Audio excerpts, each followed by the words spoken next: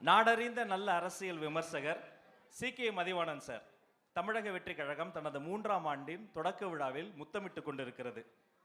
நீங்க பல வரலாற்றை பார்த்தவர். உங்கள் பார்வையில் தமிழக வெற்றி கழகம், எங்கள் தன்னிகரில்லா தலைவர், இந்த தொண்டர்கள் இவர்களினுடைய போக்கு, இந்த திசை குறித்து சில வார்த்தைகள். முதல்ல இந்த 3வது ஆண்டு விழாவில் நுழைந்திருக்கிற தமிழக வெற்றி கழகத்திற்கு என்னுடைய அன்பான வாழ்த்துக்களை தெரிவித்துக் கொள்கிறேன். இந்த நிகழ்வுக்கு என்னை அழைத்த பொதுச் செயலாளர் ஆனந்த் அவர்களுக்கும் துணை பொதுச் செயலாளர் ராஜ்மோகன் அவர்களுக்கும் நன்றியை தெரிவித்துக் கொள்கிறேன். அடுத்த முறை 3 வருடம் முடிஞ்சு 4வது ஆண்டு விழாவின் போது தமிழகத்தின் முதலமைச்சராக கலந்து கொள்கிற இந்த விழா இதே அரங்கிலே அல்லது இதை விட பெரிய அரங்கிலே நடக்க வேண்டும் என்று வாழ்த்துகிறேன். இன்றைக்கு தமிழ்நாட்டில் பார்த்தீங்கன்னா, இந்தியாவில் 2 கட்சிகள் தான் நூற்றாண்டுக்கு மேலே இன்றைக்கும் களத்தில் இருக்கின்றன. ஒன்று காங்கிரஸ் கட்சி, இன்னொன்று கம்யூனிஸ்ட் கட்சி.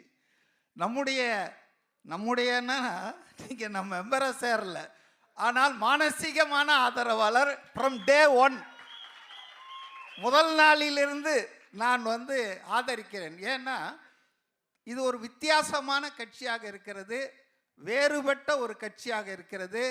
2 கட்சிகளை பார்த்து அலுத்து சலித்து வெறுத்து போன என்னை போன்ற ஒரு 30% தமிழர்களுக்கு ஒரு நல்ல வாய்ப்பாக இந்த கட்சி அமைந்திருக்கிறது என்பதுதான். நான் பல நேர்காணலில் பேசி நீங்கள் கேட்டிருப்பீங்க, 51 வயசில் இவ்வளவு நிதானம் ஆகவே ஆகாது. எவ்வளவுதான் ப்ரோவோக் பண்ணாலும் அதை அமைதியாக கடந்து செல்கின்ற அவருடைய அந்த நிதானம்தான் இந்த கட்சியினுடைய வெற்றிக்கு அடித்தளம் என்று நான் நினைக்கிறேன். இந்த கட்சி பல 100 ஆண்டு காலம் ஓங்கி வளர்ந்து தமிழ் மக்களுக்கு சேவை செய்ய வேண்டும், தமிழ்நாட்டை மேம்படுத்த வேண்டும் என்று நான் விரும்புகிறேன். ஒரே ஒரு விஷயத்தை நான் உங்ககிட்ட சொல்லணும்னு நினைக்கிறேன். அதாவது பல பேர் கட்சி தொடங்கி கட்சி நடத்திட்டு இருக்காங்க. இன்றைக்கு இந்த கட்சிக்கு 2 வருஷம்தான் ஆயிருக்கு வயசு, குழந்தை என்ன கேட்டா. ஆனால் இந்த குழந்தை 28-30% மக்கள் ஆதரவை பெற்றிருக்கிறது. இன்றைக்கு இது நாளுக்கு நாள் அதிகம். இந்த கிராஃப் ஏறிக்கிட்டே இருக்கும், மற்றவர்கள்லாம் இறங்கிட்டே இருக்கும். இன்னும் ஒரு 70 நாள் 80 நாள் தான் இருக்கு. நிச்சயமாக வெற்றி கோட்டை இது தன்னந்தனியாகவே தொடும் என்ற நம்பிக்கை என்னை போன்றவர்களுக்கு இருக்கிறது. மற்றவர்களெல்லாம் 30 வருஷம் அரசியல் பண்ணவர்கள்லாம் எனக்கு தெரியும், இன்னும் 3% வரல. 16 வருஷமா ஒருத்தர் களமாடிட்டு இருக்காரு, அவர் 8% தாண்டலை. ஆனால் தமிழக வெற்றி கழகத்தின் தலைவர் அவர்கள் இன்றைக்கே 30% அதை தாண்டி இருக்கிறார் என்றால் இது ஒரு இமாலய வளர்ச்சி, அசுரத்தனமான வளர்ச்சி. நேற்று கேரளாவில், எனக்கு கேரளா கனெக்ஷன் உண்டுங்க, ஏன்னா என் மனைவி கேரளாவை சார்ந்தவர், ஆலப்புழை. மாதத்துக்கு ஒரு வாட்டி நாங்கள் போயிருப்பேன். ஸோ கேரளா பாலிடிக்ஸ் எனக்கு அத்துப்படி. அங்கே ஒருத்தரை 1,28,000 பேர் அவங்க கிட்ட சாம்பிள் எடுத்து அந்த நிறுவனம் தமிழ்நாடு எலெக்ஷனை பற்றி ஒரு போல் போட்டிருக்காங்க. நிறைய விஷயங்கள் சொல்லியிருக்காங்க. அதில் ரொம்ப முக்கியமான விஷயம் என்னன்னா, திமுகவுக்கும் தமிழக வெற்றி கழகத்துக்கும் தான் போட்டி கடுமையாக இருக்கிறது என்ற விஷயத்தை அவர்கள் சொல்லியிருக்கிறார்கள். தமிழ்நாட்டு ஊடகம் சொன்னால் நான் நம்ப மாட்டேன், ஈவன் இந்தியா டுடேவே சொன்னாலும் நம்ப மாட்டேன். எல்லாம் பயாஸ்டு, ஒரு நடுநிலை கிடையாது. அப்போ அவங்க என்ன சொல்கிறாங்கன்னா, த கேப் இஸ் கெட்டிங் ஷார்ட்டர். 1% 1.5% தான் இருக்கு திமுகவுக்கும் தாவேகாவுக்கும். ஆக அது எந்த நேரத்திலும் பிரீச் பண்ணலாம் என்ற ஒரு கருத்து நேற்று இரவு நான் பார்த்தேன். அதே போல நீங்கள் விரும்பும் சீஃப் மினிஸ்டர் என்ற இடத்துல ரொம்ப ஷார்ட்ல 2 பேர் இருக்காங்க, ஸ்டாலினும் திரு விஜய் அவர்களும். ஆனால் 4.5 வருஷம் முதலமைச்சராக இருந்தவர் 7வது இடத்துலயும் 6வது இடத்துலயும் இருக்கிறாரு. நாளைக்கு முதலமைச்சர் ஆகலான்னு ஒருத்தர் கனவு கண்டுட்டு இருக்காருல, அவர் 15வது இடத்துல இருக்கிறாரு. ஆகவே இன்றைக்கு தமிழக வெற்றி கழகத்தின் வளர்ச்சி என்பது வியக்கத்தக்கதாக இருக்கிறது. எல்லா அரசியல் கட்சிகளுமே பதட்டத்தில் இருக்கிறார்கள், அச்சத்தில் இருக்கிறார்கள். அதை என்னால் உணர முடிகிறது. வெளியே ஒன்றா சொல்லிக்கலாம், நாங்கள் 75 கட்சி, நாங்கள் 50 வருஷம் கட்சின்னு. ஆனால் அவர்களுடைய தேர்தல் தயாரிப்புகள் 1.5 வருஷத்துக்கு முன்னாலே தொடங்கினாங்க. கலைஞர் அவர்கள் எம்ஜிஆர் கிட்ட 13 வருஷமா ஆட்சியை பறிகொடுத்து இருந்தபோது கூட ஒருபோதும் 6 மாதத்துக்கு முன்னால் தேர்தல் பணியை தொடங்கியதே இல்லை.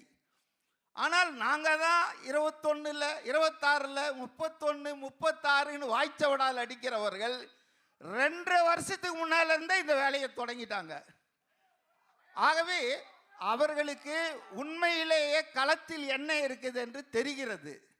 அதன் காரணமாகத்தான் இன்றைக்கு கரூரில் நம்ம அதை பற்றி பேசக்கூடாது, விசாரணை இருக்கு. ஆனாலும் இவர் வெளியே வரக்கூடாது என்று நல்ல வேளையாக மிகச்சரியாக அந்த 2 விஷயத்தை நீங்கள் நீதிமன்றத்தில் கண்டெஸ்ட் பண்ணியிருக்கீங்க. அது ரொம்ப தேவையானது. இறுதியாக ஒன்று, ராஜ்மோகன் வரார், எனக்கு சிக்னல் கிடைக்குது. இறுதியாக ஒன்று என்னன்னா, லஞ்ச லாவண்யமற்ற நேர்மையான ஆட்சியை உங்களுடைய மையமான கோஷமாக வையுங்கள். ஏன்னா அதுக்கு இவங்க 2 பேராலும் ஒண்ணுமே சொல்ல முடியாது. அதனால தான் ஆதவ் அர்ஜுனாவை பர்சனலாக திட்டிகிட்டு இருக்காங்க, பிளாக் டிக்கெட்டை பற்றிலாம் பேசிட்டு இருக்காங்க. ஏன்னா இந்த ஆண்ட கட்சி ஆளுங்கட்சி 2க்குமே நாங்கள் ஊழலற்ற ஆட்சியை தந்திருக்கிறோம் அல்லது இனிமேல் தருவோம் என்று நான் எழாது. ஏன்னா அவ்வளவு முடைநாட்டம் எடுத்த ஊழல், எல்லா இடத்துலையும் ஊழல். இன்னைக்கு சொன்னாங்க பாருங்க, எனக்கு முன்னால பேசுனாங்களே, தியாகி அவருடைய புக்கு ராயல்ட்டி வாங்கிறதுக்கு லஞ்சம் கேட்குறாங்கன்னு. ஆக இன்னைக்கு தமிழக மக்களுக்கு எல்லாம் தெரியுதுங்க. ஊடகங்கள் அடிமை ஊடகங்களா இருக்கு. ஊடகம் என்பது இன்னைக்கு பெண் நிறுவனத்தின் கைப்பாவையாக செய்யப்படுகிறது. அது எல்லாருக்கும் தெரியுது. அதனால தான் சமூக ஊடகங்கள் இன்னைக்கு பவர்ஃபுல்லாக இருக்கு. எல்லாருமே பார்த்துட்டு இருக்காங்க. ஹவுஸ் ஒய்ஃப்லேருந்து ஸ்டூடெண்ட்லேருந்து ஃபர்ஸ்ட் டைம் ஓட்டர் எல்லாருமே பார்த்துட்டு இருக்காங்க. எல்லாருக்கும் நாட்டு நடப்பு தெரியுது. அதனால் நீங்கள் நிறைய பேசுங்க, செய்யுங்க. ஆனால் உங்களுடைய ஃபோக்கல் பாயிண்ட்ஸ், மைய புள்ளி என்னவா இருக்குன்னா, 2 பேருமே அலறக்கூடியது, பதில் சொல்ல முடியாதது, லஞ்ச லாவண்யமற்ற நியாயமான நேர்மையான ஆட்சியை தருவோம் என்பதை உங்க மைய புள்ளியா வச்சிங்கன்னு சொன்னா ரொம்ப நல்லா இருக்கும்னு நான் நினைக்கிறேன். நன்றி நன்றி. ஒரு நல்ல கரவுளை கொடுத்துடலாம். வயதில் மூத்தவர், அறிவியல் ஞானி, அரசியல் ஞானி. எனக்கு டிஎஸ்எஸ் மணி ஐயா கிட்ட ஆச்சரியமான விஷயம்னா, நாம் அவர் கூட எந்த தொடர்பும் இல்லை. சின்ன வயசுல இருந்து புத்தக கண்காட்சிகள் ஐயா பேசுவதை பார்த்து வளர்ந்தவர்கள நாமளும் ஒருத்தங்க. குக்கிராமங்களில் கூட ஒரு கொடி பறக்கிறது, அந்த ஒரு கொடி தமிழக வெற்றி கழகத்தின் கொடி என்று சுட்டி காட்டியவர். இப்படி இந்த தமிழக வெற்றி கழகம் உண்மையிலே கிராமங்கள்லாம் நீங்க பாத்தீங்களா? ஏன் அப்படி சொன்னீங்க? நீங்க ஒரு நடுநிலையாளர், எந்த கட்சி சார்பில் எனக்கு நல்லா தெரியும். அந்த கூற்று என்ன காரணம்? உங்களுடைய பார்வை எப்படி இருக்கு? சில வார்த்தைகள்.